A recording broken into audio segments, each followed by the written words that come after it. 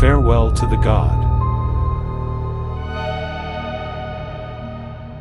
Chapter 1. The Videotape. On the 7th day after my advisor's death, I received a package. It was raining that day. The early winter rain in northern China always carried tiny grains of ice. They tapped against the glass in a soft, unbroken patter. The sky was gray-white, and the plane trees below had been stripped to their bare branches, which swayed gently in the wind like hands reaching toward the sky. The deliverman set down the cardboard box and left. It was not a large box. Rainwater had soaked its corners until they had gone soft. Several layers of clear packing tape covered the seam, suggesting that someone had opened and resealed it. The return address was too blurred to read, except for 3 Chinese characters. Baihe County.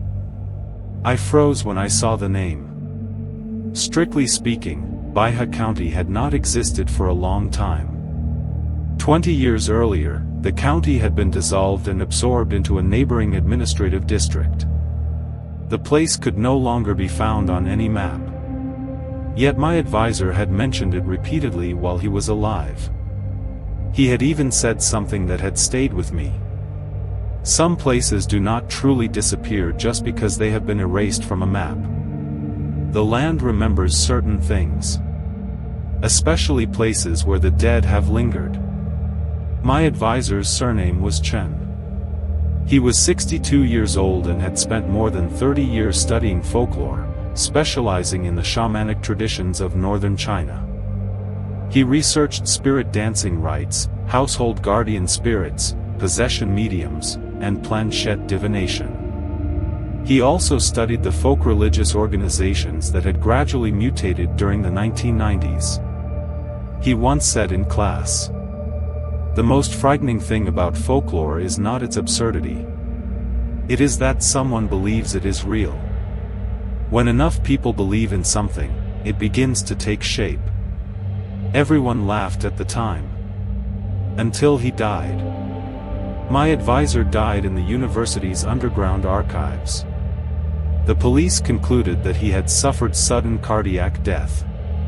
But many of the details were never made public. I saw him at the funeral home. More precisely, I saw him for only a few seconds. While the staff were arranging the body, one corner of the white sheet slipped away. My advisor was kneeling. His forehead was pressed against the floor, both arms raised high, palms facing upward, as though he were welcoming something, or completing some kind of ritual. The corners of his mouth had split open, and the gaps between his teeth were packed with gray-black powder. A forensic pathologist later told me in private that the powder was incense ash. There was incense ash in his stomach as well. A great deal of it. Enough to fill almost the entire organ. The strangest part was his eyes. 2 copper coins had been pressed tightly over his eye sockets. As though someone was afraid that something inside them might crawl out. The police offered no explanation. No one ever mentioned it again. Professor Chen had no surviving relatives. After the funeral, the university gathered and catalogued everything he had left behind. But this package had not come through the university. It was as though someone had sent it specifically to me. I opened the box.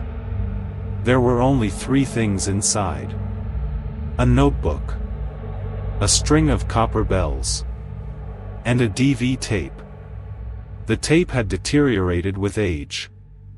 Its plastic casing had yellowed, and its edges were covered in tiny cracks like skin that had been left to dry for years. Several lines had been written across it in red marker. The handwriting was erratic, the strokes pressed deep into the plastic, as though the person writing them had been trembling violently. Lin Du. Do not watch to the end. Do not send off the god. The final warning had been traced over again and again. The layers of ink had darkened until they looked like blood. My advisor had disappeared once. It happened 1 month before his death. He was gone for 17 full days.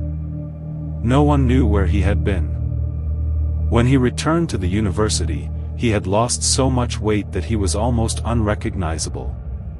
His skin had a bluish cast, and his eyes had sunk deep into their sockets. He looked like a man who had not slept in months.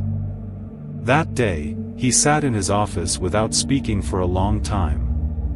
Just as I was about to leave, he suddenly asked me, "If someone told you one day that gods were real, would you believe them?" I shook my head. He was silent for a long time. Then he smiled. But the smile looked terribly weary. "Good. Remember this. Never try to prove it. The process of proving it is itself an invitation." I did not understand him at the time. Looking back now, I think he already knew he was going to die. At 11 that night, I found a DV player that still worked. When I switched it on, the machine emitted a faint hum, like the labored breathing of an old man. The tape began to play. At first, the screen was filled with static. It lasted for more than 10 seconds. Then the image appeared. The timestamp read, November 16th, 2003. 1:43 a.m. The camera shook violently. I could hear someone panting. And the sound of footsteps crunching through snow. Crunch. Crunch. As though someone were running. It must have been bitterly cold. White mist repeatedly clouded the lens. Each exhaled breath condensed in the air, then quickly vanished. Then an old courtyard appeared on the screen. The courtyard wall had collapsed. The paper covering the windows hung in tatters. Faded yellow ritual banners dangled beneath the eaves, swaying gently in the night wind. A long altar table stood in the center of the courtyard. There was no statue of a god on it. Only 13 large bowls made of coarse porcelain. 12 contained a dark red liquid. The last one was empty. My advisor's voice came from behind the camera. He spoke very softly, as though he were afraid of waking something. "Do not record it. Do not remember it. And above all, do not see her face." A drum sounded. The first beat was impossibly deep. It seemed to strike me in the chest through the screen. Then came a second beat. A third. The rhythm grew faster and faster. Behind the altar table, a woman slowly rose to her feet. Her back remained turned toward the camera. She wore a dark red ritual robe. Its hem dragged across the ground, soaked with mud. She began to dance. Her movements were not fluid. They looked more like part of a ritual. Her shoulders twitched slightly. Her arms slowly rose. Her body swayed from side to side. Every movement was accompanied by the sound of bones grinding against one another. Faint, but unmistakable. Like wetwood being twisted a little at a time. Only then did I realize that it was not a dance at all. It looked more like something was learning how to use a body. The drumming stopped without warning. The woman became still. For an instant, the air itself seemed to freeze. Then she began to tilt her head backward. The movement was excruciatingly slow. Slow enough to allow the camera to capture every detail. Her neck bent farther and farther back.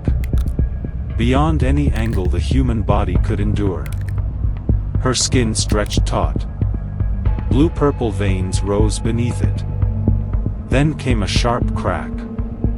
Like someone snapping a dry branch. Her face appeared behind her. Deathly pale. Emotionless. The corners of her mouth split all the way to her ears.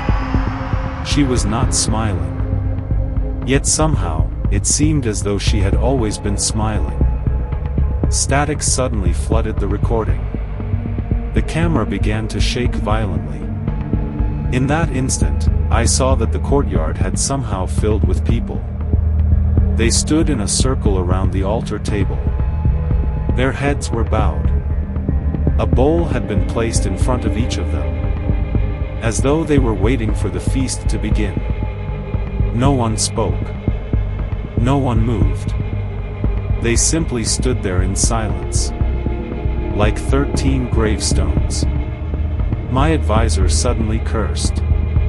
The camera tilted downward. The 13th bowl, which had been empty moments before, was now full.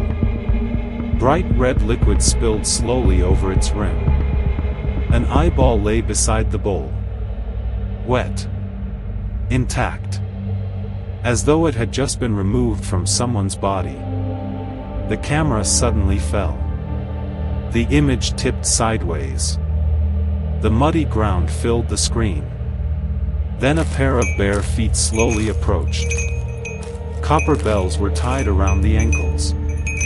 Jingle. Jingle. Jingle. The bells drew closer. The woman crouched down.